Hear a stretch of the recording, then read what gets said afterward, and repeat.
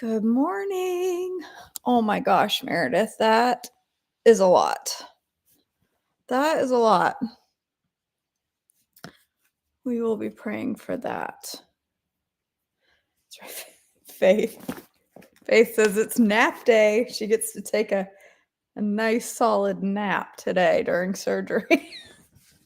Faith loves a good nap, so. Oh, Faith. All right, my friends, we're going to finish reading about Samson today. All right. Samson removes Gaza's gates, Judges 16, 1 through 3. One day, Samson went to the Philistine town of Gaza and spent the night with a prostitute. Word soon spread that Samson was there.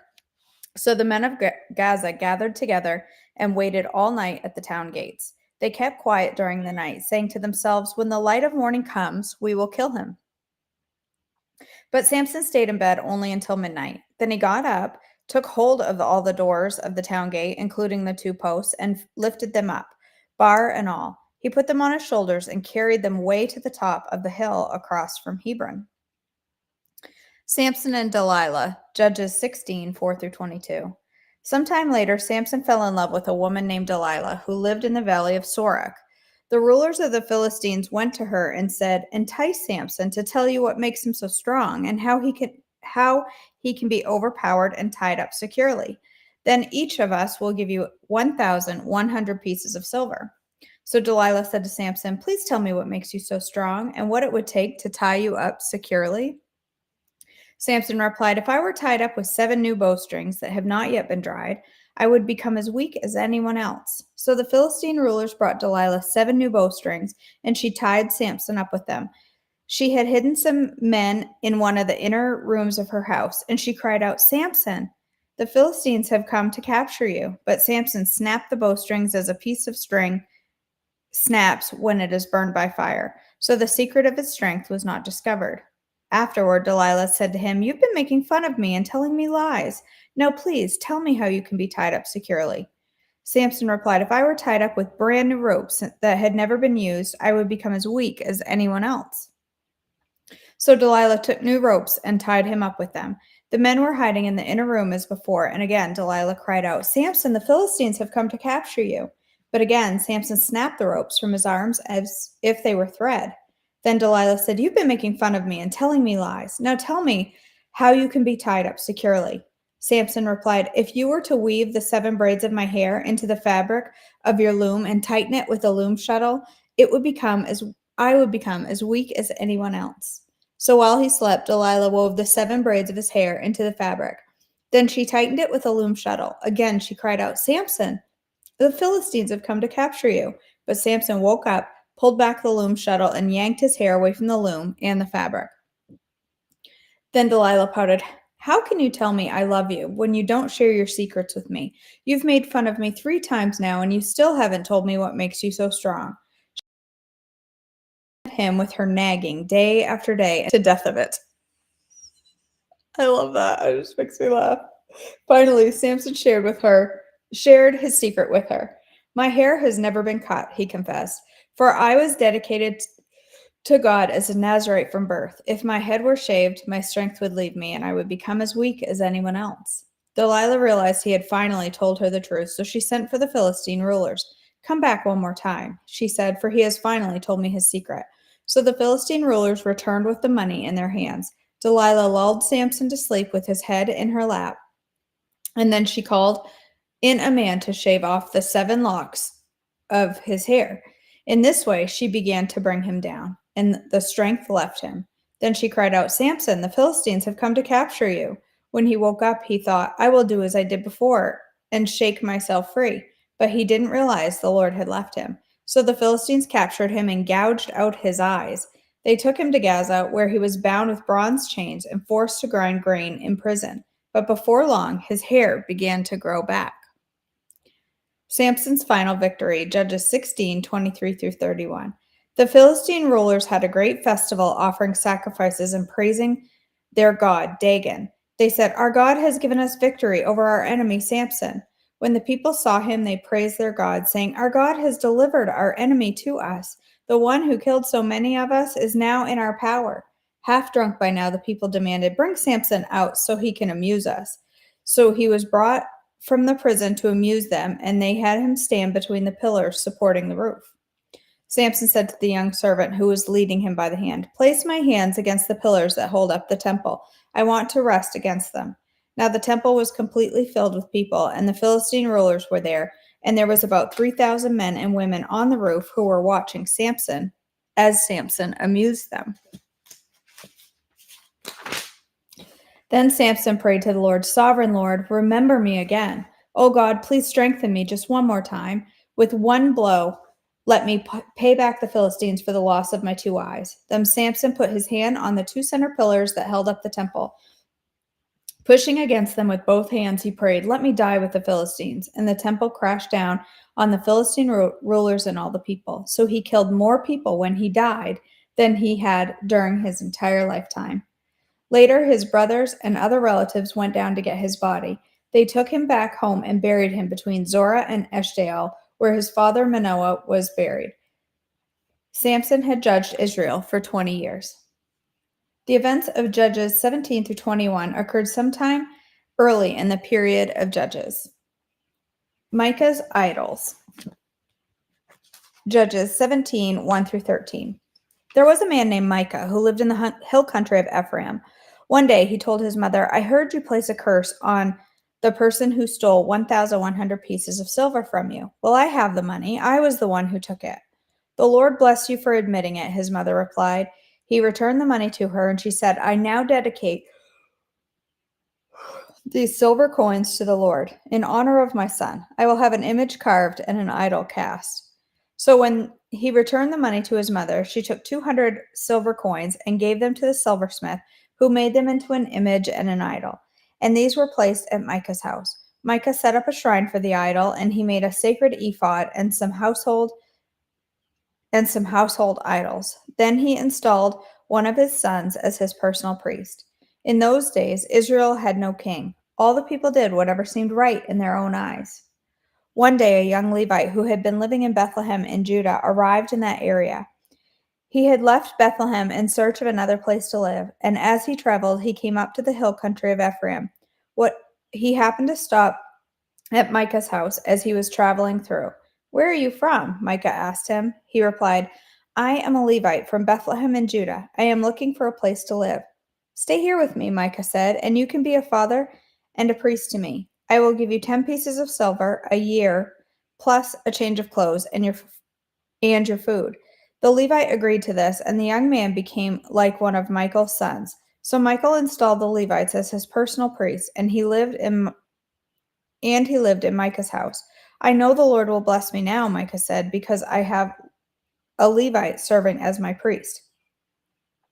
Idolatry in the tribe of Dan, Judges 18, 1 through 31. Now in those days Israel had no king, and the tribe of Dan was trying to find a place where they could settle, for they had not yet moved into the land assigned to them when the land was divided among the tribes of Israel. So the men of Dan chose from their clan 5 capable warriors from the town of Zorah and Eshtaol to scout out the land for them to settle in. When these warriors arrived at the hill country of Ephraim, they came to Micah's house and spent the night there. While at Micah's house, they recognized the young Levite's accent, so they went over and asked him, "Who brought you here, and what are you doing in this place? Why are you here?" He told them about his agreement with Micah and that he had been hired as Micah's personal priest. Then they asked, "Ask God whether or not our journey will be successful." Go in peace," the priest replied, "for the Lord is watching over your journey." So the 5 men went to the town of Laish, where they noticed the people living carefree lives. Like the Sidonians, they were peaceful and secure.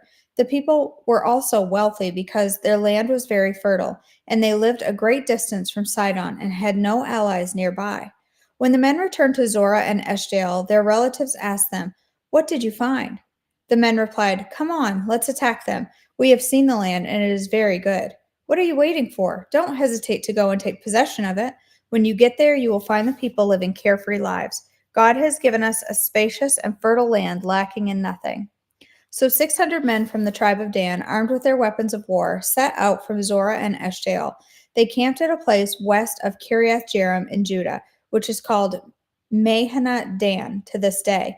When they went out from there into the hill country of Ephraim and came to the house of Micah, the 5 men who had scouted out the land around Laish explained to the others, "These buildings contain a sacred ephod as well as some household idols, a carved image, and a cast idol. What do you think you should do?" Then the 5 men turned off the road and went over to Micah's house, where the young Levite lived, and greeted him kindly. As the 600 armed warriors from the tribe of Dan stood at the entrance of the gate, the 5 scouts entered the shrine and removed the carved image and the sacred ephod, the household idols, and the cast idol. Meanwhile, the priest was standing at the gate with 600 armed warriors. When the priest saw the men carrying all the sacred objects out of Micah's shrine, he said, "What are you doing?" "Be quiet and come with us," they said. "Be a father and a priest to all of us. Isn't it better to be a priest for an entire tribe and clan of Israel than for a household of just one man?" The young priest was quite happy to go with them, so he took the sacred ephod, the household idols, and the carved image. They turned and started on their way again, placing their children, livestock, and possessions in front of them. When the people from the tribe of Dan were quite a distance from Micah's house, the people who lived near Micah came chasing after them. They were shouting as they caught up with them. The men of Dan turned around and said to Micah, "What's the matter? Why have you called these men together and chased after us like this?" "What do you mean, what's the matter?" Micah replied. "You've taken away all the gods I have made, and my priest, and I have nothing left." The men of Dan said, "Watch what you say. There are some short-tempered men around here who might get angry and kill you and your family." So the men of Dan continued on their way. When Micah saw that there were too many of them for him to attack, he turned around and went home. Then, with Micah's idol and his priests, the men of Dan came to the town of Laish, whose people were peaceful and secure. They attacked with swords and burned the town to the ground. There was no one to rescue the people, for they lived a great distance from Sidon and had no allies nearby. This happened in the valley near Beth Rehob. Then the people of the tribe of Dan rebuilt the town and lived there. They renamed the town Dan after their ancestor, Israel's son, but it had originally been called Laish. Then they set up the carved image, and they appointed Jonathan, son of Gershom, son of Moses, as their priest. This family continued as priest for the tribe of Dan until the exile. So Micah's carved image was worshipped by the tribe of Dan as long as the tabernacle of God remained at Shiloh.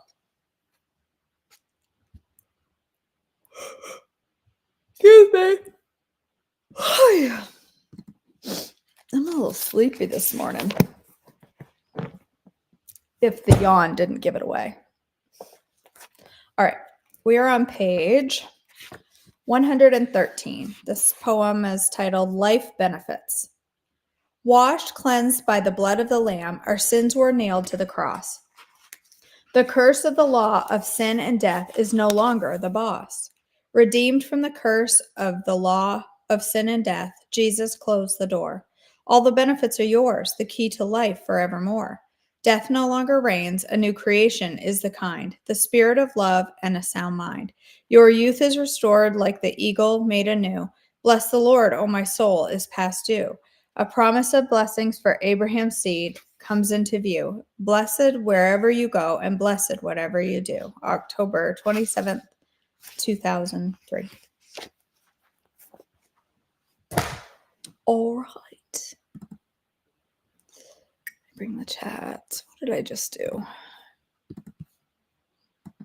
There we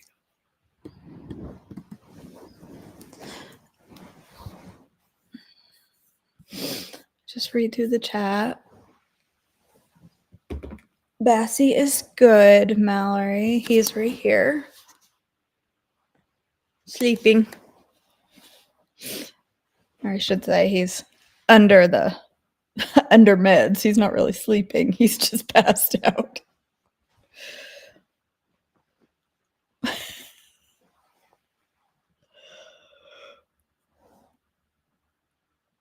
All right, my friends, excuse me. Let's go ahead and pray. Father God, we thank you today for yet another day to come before you in worship and the gift of another day to do so. And I pray that our worship is honoring to you. And I just thank you that we have this opportunity to freely worship you, our King. God, I lift up Meredith and her children and her mom today as they struggle with illness, the sickness in her house, and hospitalization. And I just pray for your blessings upon her family. I pray for healing to come over them and for a quick resolution for her mom in the hospital, that she will be quickly on the road to recovery and clear of any illness. God, we also lift up our friend Faith to you today as she gets ready to go in for this major surgery. And I just pray today, God, that you will give the doctors wisdom and peace, and that they will be able to remove all of the cancer from Faith, and that none will remain after this surgery. God, I just pray for strength for Faith as she goes in. I pray for her to feel the love that is surrounding her today, and the prayers that are covering her today, and the doctors. And God, I just pray for peace of mind for her. I pray for comfort, that her pain will be managed well and she won't have any, and that she will have a time of rest this next week as she's recovering, and then for the next few weeks as she spends time healing and regaining her strength. I just pray for this to be a time of rest for Faith, and I just pray for your comfort and your peace and your strength to surround her today. And I pray that she will feel those prayers from all of us and the love all of us have for her. God, I pray as we go through our day that everything we do today will be honoring to you, that um, you will protect us from um, the evil that surrounds us today, and help us to keep our eyes focused on you. And I just pray that everything that we do and say will be a blessing to you, and that we can share the love of Christ wherever we go. In your precious name, amen. All right, my friends, thank you so much for joining me. And yes, forced rest for Bassie, and Faith will be joining in with forced rest for Faith. Hopefully, Faith, you get some meds as wonderful as what Bassie is on, and you'll get some nice rest. All right, my friends, please continue to pray for our friend Faith today as she goes through this surgery. I love you all. Thanks for joining me. I'm not going to be live for breakfast tomorrow. I have some things this morning I have to work on. I've got to get done because I'm doing a lunch and learn today for coaches and business owners on the use of an application called ManyChat. So I have to go get ready for that and do some things prior to that lunch and learn. So I hope you all have an amazing Friday, and I will see you all tomorrow. Love you guys.